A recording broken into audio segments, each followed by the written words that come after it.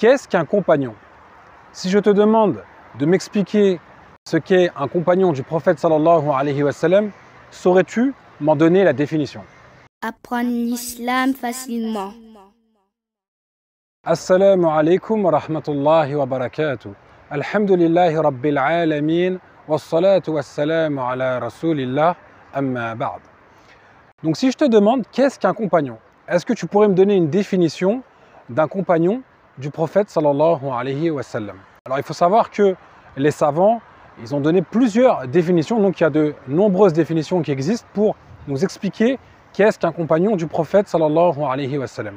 Et ces définitions sont assez semblables les unes des autres.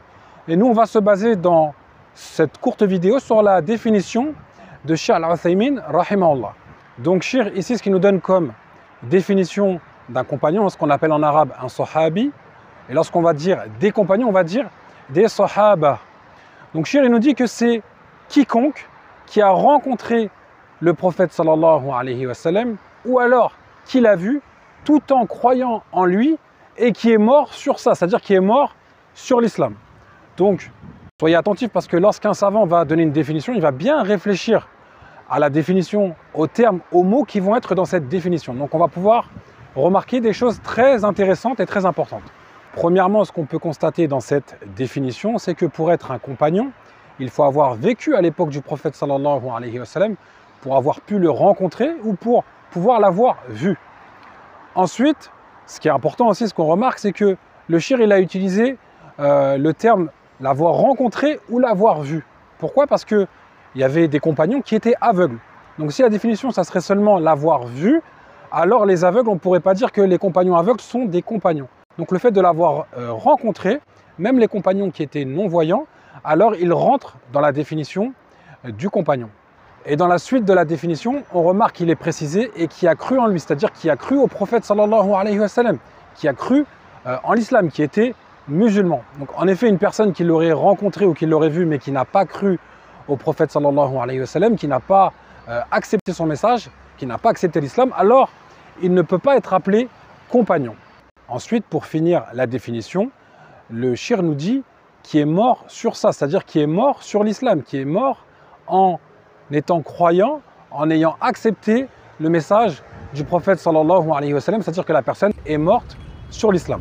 Maintenant qu'on a vu cette définition, c'est-à-dire celui qui a rencontré ou vu le prophète sallallahu alayhi wa sallam tout en croyant en lui et qui est mort sur cela, c'est-à-dire qui est mort sur l'islam, on peut en déduire plusieurs choses. Donc la première chose, c'est que une personne qui aurait rencontré le prophète sallallahu alayhi wa sallam ou qui l'aurait vu, qui a cru en lui et que après, par exemple, la personne, elle a apostasié et qu'elle est morte sur le koufr, c'est-à-dire qu'elle est morte sur la mécréance, elle n'est pas morte musulmane, alors on ne peut pas dire que c'est un compagnon. Par contre, si la personne, et ça c'est déjà arrivé, si la personne a apostasié, donc quand on dit apostasié, ça veut dire qu'elle est sortie de l'islam, elle a renié l'islam, et qu'ensuite elle a fait taouba, elle a fait le repentir, et donc elle est morte sur l'islam, alors là on peut l'appeler compagnon. Et ce cas-là est arrivé à un compagnon qui s'appelait Al-Ash'ath ibn Qais, qui avait apostasié après la mort du prophète sallallahu alayhi wa sallam, mais plus tard il va faire taouba, il va se repentir, il va mourir sur l'islam. Donc ce compagnon-là, il rentre bien dans la définition d'un compagnon puisqu'il est mort sur l'islam. Par contre, comme on l'a vu avant, celui qui meurt sur la mécréance, qui ne meurt pas sur l'islam, alors on ne peut pas dire que c'est un compagnon. Un autre cas maintenant, celui qui a cru au message du prophète sallallahu alayhi wa sallam à son époque, qui est mort sur l'islam mais qui ne l'a pas rencontré ou qui ne l'a pas vu, on ne peut pas dire que c'est un compagnon, comme c'était le cas pour An-Najashi, qui était le Négus, le roi d'Abyssinie, qui a cru à l'islam et qui est mort sur l'islam mais qui n'a jamais rencontré ou vu le prophète sallallahu alayhi wa sallam. Il faut savoir que les compagnons étaient très nombreux et on estime le nombre de compagnons à environ 114 000.